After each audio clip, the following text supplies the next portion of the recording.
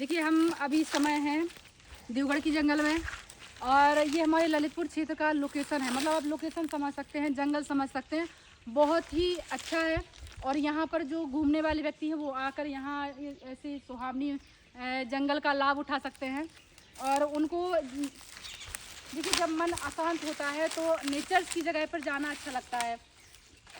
हमारे ललितपुर क्षेत्र को, अभी हम अपने ललितपुर क्षेत्र की बात कर रहे हैं, हमारे ललितपुर क्षेत्र में इतनी अच्छी अच्छी जगह है घूमने के लिए, देखने के लिए, और प्योर नेचुरल है। मतलब नेचर्स हमको क्या क्या दे रही है वो हमें अगर आपको करीब से जाकर देखना है तो हमारे ललितपुर क्षेत्र में आइए और ललितपुर क्षेत्र को देखिए, कितना सुंदर लगता है हमारे ललितपुर क्षेत्र में। और यहाँ पर हमारा काम है, हम तो जड़ी बूटियों के बारे में समझाते रहते हैं।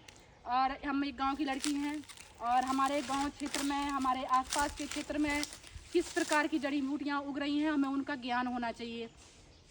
हमारे आसपास में अगर हमें जड़ी बूटियों का ज्ञान है तो हम बड़ी बड़ी बीमारी भी आसानी से ठीक कर सकते हैं, क्योंकि हम जिस तासीर में रहते हैं उसी तासीर की जड़ी बूटियाँ हमारे आसपास के क्षेत्र में उगती हैं।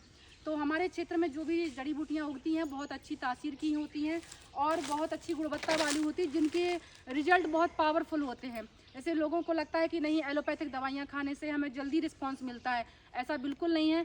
आयुर्वेदिक दवाइयों का उतना ही तेज़ रिस्पांस है और उससे अच्छा रिस्पांस है, उससे जल्दी आपको रिजल्ट मिलेगा। लेकिन बस ये है कि थोड़ा हो सकता है किसी किसी को समय लग सकता है।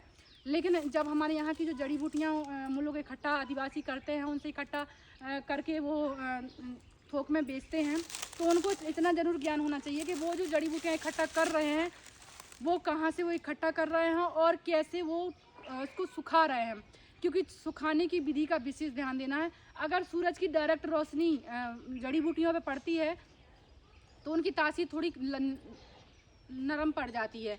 अगर उनकी तासीर ना घटे और उनमें गर्मी ज़्यादा ना जाए, उसके लिए आपको क्या करना है, हल्की सी छाया में धूप में सुखाना है। और उन जड़ी बूटियों को जहाँ हवा ना लगे उस कंटेनर में रख कर संग्रह करना है। इस चीज़ का हमें विशेष ध्यान देना है, क्योंकि हमें जड़ी बूटियाँ तोड़ना और उनको सही जगह रखना, संग्रह करना, इस चीज़ का विशेष ध्यान रखना चाहिए। हवा भी आती जाती, मतलब खुली हवा हो, लेकिन जहाँ जड़ी बूटियाँ रखी हैं वहाँ नमी ना हो, इस चीज़ का हमें विशेष ध्यान देना है। तो हम जड़ी बूटी इकट्ठा करके ले गए यहाँ से और आपने जाके नमी वाली जगह पे रख दी तो वहाँ फफूंदी लग जाएगी, वो ख़राब हो गई है, फिर वो हमारे यूज़ में नहीं आएगी। इस चीज़ का विशेष ध्यान देना है। तो हमारे ललितपुर में आदिवासी बहुत ज़्यादा हैं और वो क्या करते हैं, यहाँ की सारी जड़ी बूटी इकट्ठा करके अपना रोज़गार चलाते हैं, बेचने का काम करते हैं। देखिए उन लोगों के लिए कोई लाइसेंस की ज़रूरत नहीं होती ना, उनको के लिए कुछ करना है, बस उनको तोड़ना है, ले जाना है और उनको अच्छी जगह रख कर सुखा कर रखना है। तो इसी चीज़ के बारे में हम लोगों को समझाते हैं कि हमारी जो आसपास में जो पेड़ उग रहे हैं वो हमें कितना फ़ायदा पहुंचा रहा है। हमें एक तो ऑक्सीजन लेवल है अच्छा दे रहे हैं और हमारे आसपास का एरिया शुद्ध हो रहा है, क्योंकि हमारे शरीर में ऑक्सीजन की पर्याप्त मात्रा होना बहुत ज़रूरी है। अगर हमारे शरीर में ऑक्सीजन की कमी होने लगेगी तो हमारे हाइट कम हो रही है, पेड़ पौधे धीरे धीरे करके घट रहे हैं। क्योंकि पहले समय में पेड़ पौधे बहुत ज़्यादा होते थे और जिसकी वजह से ऑक्सीजन हमें और ऊर्जा दोनों प्योर मिलती थी। लेकिन अब धीरे धीरे क्या हो रहा है कि ना तो हमारा खान पान अच्छा रह गया है और ना हमें ऑक्सीजन अच्छी मिल रही है। जब हमें खाने से ऊर्जा अच्छी नहीं मिलेगी और हमें पेड़ों से ऑक्सीजन अच्छी नहीं मिलेगी तो हमारे सेल का अच्छे से निर्माण नहीं होगा, और सेल का निर्माण नहीं होगा तो हमारी हड्डी ग्रोथ नहीं करेगी और हमारी लंबाई रुक जाएगी। उसी चीज़ को दोबारा से अगर ठीक करना है तो आपको क्या करना है, पत्तों के और अपने पेड़ पौधों के करीब आना है।